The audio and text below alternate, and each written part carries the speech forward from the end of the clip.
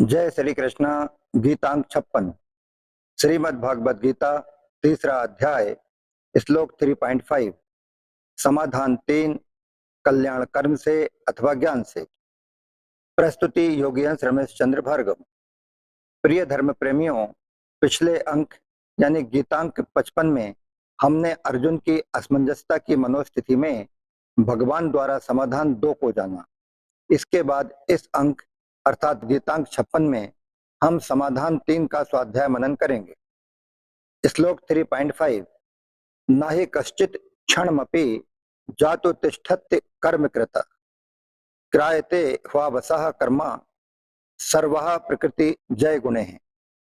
अर्थात कोई भी मनुष्य किसी भी अवस्था में कर्म किए बिना क्षण मात्र भी नहीं रह सकता, क्योंकि प्रकृति जन्य गुण प्रकृति के परवश हुए सब प्राणियों से कर्म कराते हैं।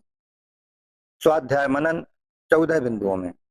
पॉइंट नंबर 1, नाहि कश्चित् क्षणमपि जातु तिष्ठत्य कर्म कृत। अर्थात कर्म योग, ज्ञान योग और भक्ति योग, इन किसी भी मार्ग में साधक कर्म किए बिना नहीं रह सकता। यहाँ कश्चित्, क्षणम और जातु, ये तीनों विलक्षण पद हैं। इनमें कश्चित् पद का प्रयोग करके भगवान कहते हैं कि कोई भी मनुष्य कर्म किए बिना नहीं रहता, चाहे वह ज्ञानी हो या अज्ञानी।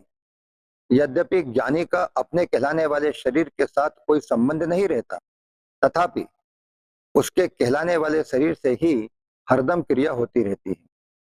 क्षणम पद का प्रयोग करके भगवान यह कहते हैं कि यद्यपि मनुष्य ऐसा नहीं मानता कि मैं हरदम कर्म करता हूं, तथापि जब तक वह शरीर के साथ अपना संबंध मानता है, तब तक वह एक क्षण के लिए भी कर्म किए बिना नहीं रहता। और जातु पद का प्रयोग करके भगवान कहते हैं कि जागृत, स्वप्न, सुषुप्ति, मूर्छा आदि किसी भी अवस्था में मनुष्य कर्म किए बिना नहीं रह सकता। इसका कारण भगवान इसी श्लोक के उत्तरार्ध में अवशः पद से बताते हैं कि प्रकृति के परवश होने के कारण उसे कर्म करने ही पड़ते हैं।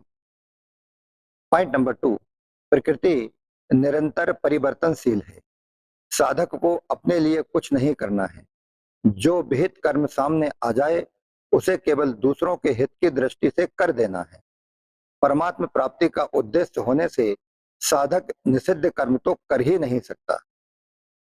पॉइंट नंबर 3, बहुत से मनुष्य केवल स्थूल शरीर की क्रियाओं को कर्म मानते हैं, पर गीता मन की क्रियाओं को भी कर्म मानती है।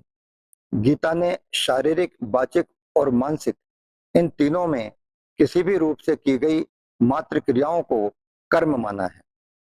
शरीर वांगम नोभिर्यत् कर्म प्रारभते नरः। श्लोक 18.15। पॉइंट नंबर 4, जिन किन्हीं भी शारीरिक अथवा मानसिक क्रियाओं के साथ मनुष्य अपना संबंध मान लेता है, वे ही सब क्रियाएं कर्म बनकर उसे बांधने वाली होती हैं, अन्य क्रियाएं नहीं। मनुष्यों की एक ऐसी धारणा सी बनी हुई है कि वे बच्चों का पालन पोषण तथा आजीविका, व्यापार, नौकरी, अध्यापन आदि को ही कर्म मानते हैं। इनके अतिरिक्त खाना पीना, सोना बैठना, चिंतन करना आदि को लोग कर्म नहीं मानते। इसी कारण कई मनुष्य व्यापार आदि कर्मों को छोड़कर ऐसा मान लेते हैं कि मैं कर्म नहीं कर रहा हूं, परंतु यह उनकी भारी भूल है। पॉइंट नंबर 5, शरीर निर्वाह संबंधी स्थूल शरीर की क्रियाएं जैसे नींद, चिंतन आदि, सूक्ष्म शरीर की क्रियाएं और समाधि आदि कारण शरीर की क्रियाएं, ये सब भी कर्म ही हैं।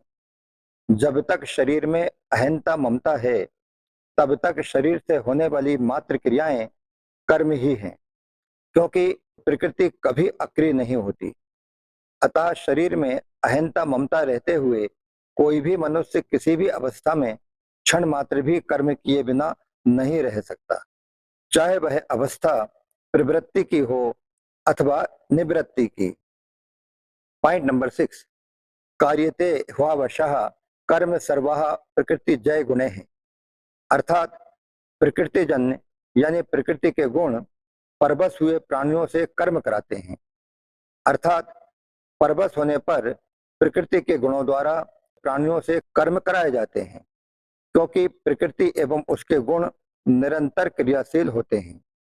श्लोक 3.27 और 13.29। Point number 7।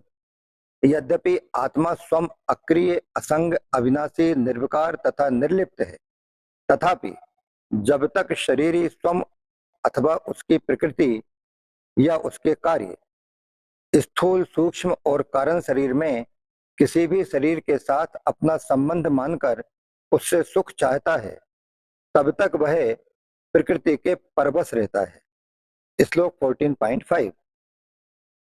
इसी परवशता को यहाँ अवशाह पद से कहा गया है।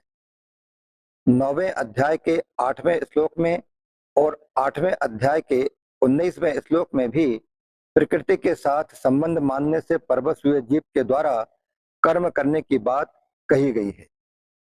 Point number 8। स्वभाव बनता है वृत्तियों से, वृत्तियां बनती हैं गुणों से, और गुण पैदा होते हैं प्रकृति से। अतः चाहे स्वभाव के परवश कहो, चाहे गुणों के परवश कहो, और चाहे प्रकृति के परवश ही कहो, ये सब एक ही बात है, क्योंकि सबके मूल में प्रकृतिजन्य पदार्थों की परवशता ही है।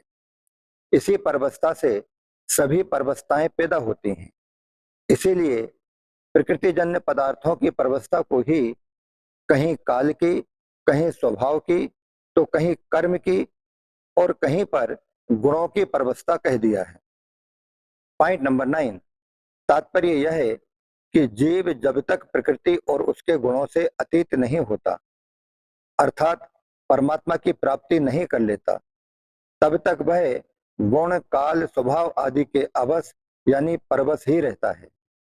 अर्थात यह जीव जब तक प्रकृति में स्थित रहता है, यानी प्रकृति के साथ अपना संबंध मानता है, तब तक यह कभी काल के, तो कभी भोगों के, और कभी स्वभाव के परवश होता रहता है।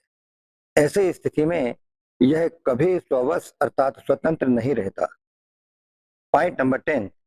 इनके अलावा यह जीव परिस्थिति, व्यक्ति, स्त्री, पुत्र, धन, मकान आदि के भी परवश होता रहता है, परंतु जब यह गुणों से अतीत अपने स्वरूप का अथवा परमात्म तत्व का अनुभव कर लेता है, तो फिर इसकी यह परवशता नहीं रहती और यह स्वतः सिद्ध स्वतंत्रता को प्राप्त हो जाता है। Point number 11। विशेष बात यह है कि प्रकृति की दो अवस्थाएं होती हैं, एक सक्रिय स्थूल और दूसरी अक्रिय सूक्ष्म। जैसे कार्य करना सक्रिय अवस्था है और कार्य न करना अर्थात निद्रा आदि अक्रिय अवस्था। वास्तव में अक्रिय अवस्था में भी प्रकृति अक्रिय नहीं रहती, प्रत्युत उसमें सूक्ष्म रूप से सक्रियता रहती है। जैसे किसी सोए हुए मनुष्य को जागने के समय से पूर्व ही जगा देने पर वह कहता है कि मुझे कच्ची नींद में ही जगा दिया, तो इससे यह सिद्ध हुआ कि नींद की अक्रिय अवस्था में भी नींद के पकने की क्रिया हो रही थी। जब पूरी नींद लेने के बाद मनुष्य जागता है, तब उपर्युक्त बात नहीं कहता, क्योंकि तब उसकी नींद का पकना पूर्ण हो गया।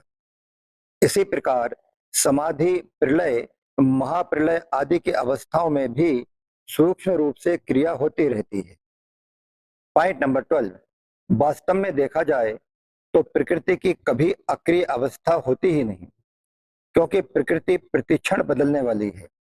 स्वयं शरीरी में कर्तापन नहीं है, परंतु प्रकृति के कार्य एवं शरीर आदि के साथ अपना संबंध मानने से शरीरी प्रकृति के परवश हो जाता है। इसी परवशता के कारण स्वयं अकर्ता होते हुए भी वह अपने को कर्ता मानता रहता है। वस्तुतः आत्मा में कोई भी परिवर्तन रूप क्रिया नहीं होती।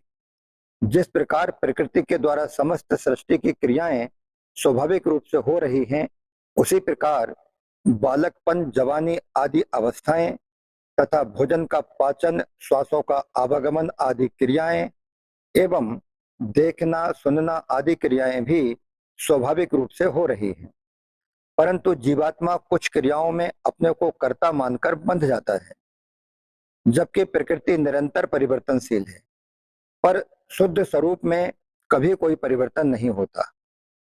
Second but last point number 13, वास्तव में प्राकृतिक पदार्थों की कोई स्वतंत्र सत्ता नहीं है। प्रतिक्षण बदलते हुए पुंज का नाम ही पदार्थ है। पदार्थों के साथ अपना संबंध मानने से कोई भी मनुष्य किसी भी अवस्था में क्षण मात्र भी कर्म किए बिना नहीं रह सकता। अगर साधक ऐसा वास्तविक अनुभव कर ले कि संपूर्ण क्रियाएं पदार्थों में ही हो रही हैं और पदार्थों के साथ मेरा किंचित मात्र भी संबंध नहीं है, तो वह परवस्था से मुक्त हो सकता है। कर्मयोगी प्रतिक्षण परिवर्तनशील पदार्थों की कामना, ममता और आसक्ति का त्याग करके इस परवस्था को मिटा देता है। भगवान ने इस श्लोक में जो बात कही है, वही बात उन्होंने 18वें अध्याय के 11वें श्लोक में भी कही है कि प्रकृति से अपना संबंध मानते हुए कोई भी मनुष्य कर्मों का संपूर्णता से त्याग नहीं कर सकता। ना ही देह भृता शक्यम त्यक्तुम कर्माण्य शेषतः। Last one point number 14। इस प्रकार गीतांक 56 यही समाप्त होता है। समाधान 3 के अंतर्गत इस अंक के श्लोक में यह कहा गया है कि कोई भी मनुष्य किसी भी अवस्था में क्षण मात्र भी कर्म किए बिना नहीं रहता।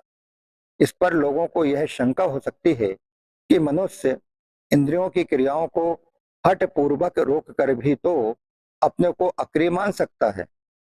इसका समाधान करने के लिए भगवान आगे का श्लोक अर्थात श्लोक 3.6 कहते हैं। इसे हम अगले अंक यानी गीतांक 57 में जानेंगे। जय श्री कृष्णा। योगी अंश रमेश चंद्र भार्गव।